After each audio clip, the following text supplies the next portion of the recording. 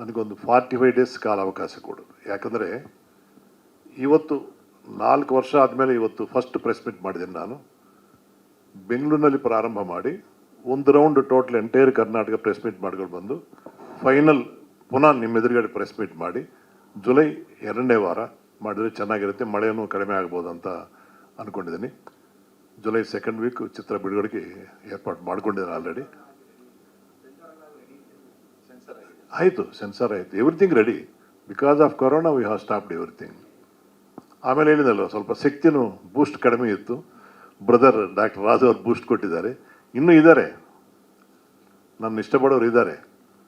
ನಾನು ಇರಲೇಬೇಕು, ಸಿನಿಮಾನಲ್ಲಿ ಇರಲೇಬೇಕು ಅನ್ನೋ ಸ್ನೇಹಿತರಿದ್ದಾರೆ, ಬಂಧುಗಳಿದ್ದಾರೆ, ಅವರೆಲ್ಲ ಇದ್ದಾರೆ. ಬಟ್ ರಾಜು ಅವ್ರು ಹೇಳ್ತಾರ ಓವರಾಗೇನು ನಾವು ಖರ್ಚು ಮಾಡೋಂಗಿಲ್ಲ. ಬಟ್ ಅದ್ಭುತವಾದಂಥ ಶಕ್ತಿ ಈ ಸಿನಿಮಾನಲ್ಲಿದೆ. ಅವರು ಆಸೆ ಪಡೋದೊಂದೇ, ರಾಜು ಅವರು ಒಬ್ಬರಾದರೂ ಸಿನಿಮಾ ನೋಡಿ ಅವರು ಆತ್ಮಹತ್ಯೆ ಮಾಡ್ಕೊಳ್ಳದೆ ಬದುಕಿದ್ರೆ ನಾವು ಸಿನಿಮಾ ಮಾಡೋಕ್ಕೆ ಅನುಕೂಲ ಆಗತ್ತೆ, ಪ್ರಯೋಜನ ಆಗತ್ತೆ ಅಂತ ಹೇಳಿದ್ದಾರೆ. ಅದೇ ರೀತಿ ನಾನು ಆಸೆ ಪಟ್ಟಿದ್ದೀನಿ. ನಾನು ಡಾಕ್ಟರ್ ಕ್ಯಾಪ್ಟನ್ ಅವ್ರು ಹೇಳುವಾಗ ನಾನು ಏನು ಬೇರೆ ಏನು ಮಾತಾಡಲಿಲ್ಲ.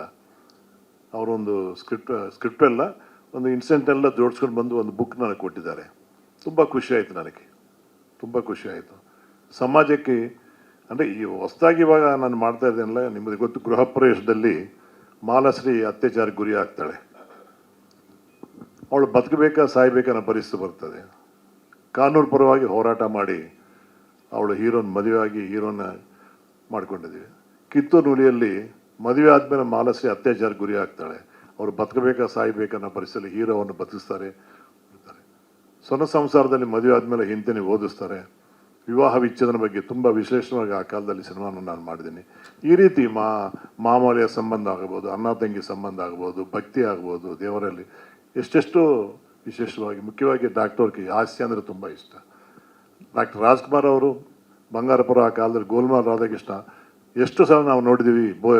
ಒಂಥರ ಬೇಜಾರಾದರೆ ಆ ಕ್ಯಾಸೆಟ್ ಹಾಕೊಂಡು ನೋಡಿದ್ದು ಅಂತ ಹೇಳೋರು. ಈ ರೀತಿ ಹಾಸ್ಯ ಮಾಡಿದ್ದೀನಿ, ಭಕ್ತಿ ಪ್ರದಾನ ಮಾಡಿದ್ದೀನಿ. ಕಣ್ಣೀರು ಎಷ್ಟು ತರಬೇಕು, ತವರಿಬಾ ತಂಗಿ, ಅನ್ನ ತಂಗಿ ಇದೆಲ್ಲ ಆ ಚಿತ್ರಗಳು ನಾನು ಮಾಡಿದ್ದೀನಿ. ಇದರಲ್ಲಿ ಕಣ್ಣೀರು ಬರೋಂಥದ್ದಿಲ್ಲ, ಹೃದಯಕ್ಕೆ ಮುಟ್ಟುವಂಥದ್ದು ಈ ಸೆಪ್ಟೆಂಬರ್ 10.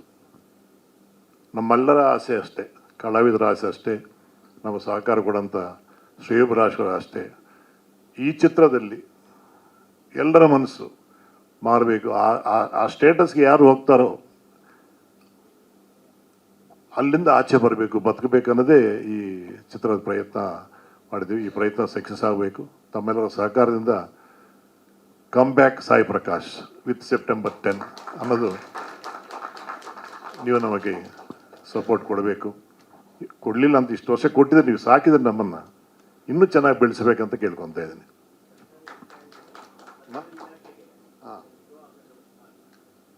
ಲೆಟ್ರ್ ಬರಿತೀವಿ ಈಗ, ಯಾಕಂದರೆ ಎಷ್ಟು ಕಾಲಾವಕಾಶ ಇದೆ ನಮಗೆ, ಬರಿತೀವಿ ನಾವು. ಅಂದರೆ ಆ್ಯಕ್ಚುಲಿ ಹೇಳ್ಬೇಕಂದ್ರೆ ಇವತ್ತೇ ಬುನಾದಿ ಬಿಡುಗಡೆ ಮಾಡೋಕ್ಕೆ ಫಸ್ಟ್ ಪ್ರೆಸ್ ಮೀಟ್. ತಪ್ಪದೇ ಆ ಇಲಾಖೆ ಮಂತ್ರಿಗಳನ್ನ ನಾವು ಮೀಟ್ ಮಾಡ್ತೀವಿ. ಅವರು ಎಷ್ಟು ಮಟ್ಟಿಗೆ ಅವರು ಸಹಕಾರ ಕೊಡ್ತಾರೆ ಗೊತ್ತಿಲ್ಲ. ಒಟ್ಟಾರೆ ನಾನು ಕೇಳಿದ ತಕ್ಷಣ, ಪಿಕ್ಚರ್ ನೋಡಿದ ತಕ್ಷಣ ರಾಜು ಅವರು ಸ್ಪಂದನೆ ಆಗಿದ್ದಾರೆ. ನಾರಾಯಣ ಸ್ವಾಮಿ ಅವರು, ನಾರಾಯಣ ಗೌಡರು ಕಥಾವಸ್ತು ಹೇಳಿದ ತಕ್ಷಣ, ಇಲ್ಲ ಸಾಯಿ ಪ್ರಕಾಶ್ ಇದು ಜನಗಳಿಗೆ ತಲುಪಬೇಕು, ನನ್ನ ಸಂಪೂರ್ಣ ಸಹಕಾರ ಬೆಂಬಲ ಇದೆ, ಕರವೇ ಫುಲ್ಲು ನಿಮ್ಮ ಹಿಂದೆ ಇರ್ತಂದು ಅವರು ಮಾತು ಕೊಟ್ಟಿದ್ದಾರೆ.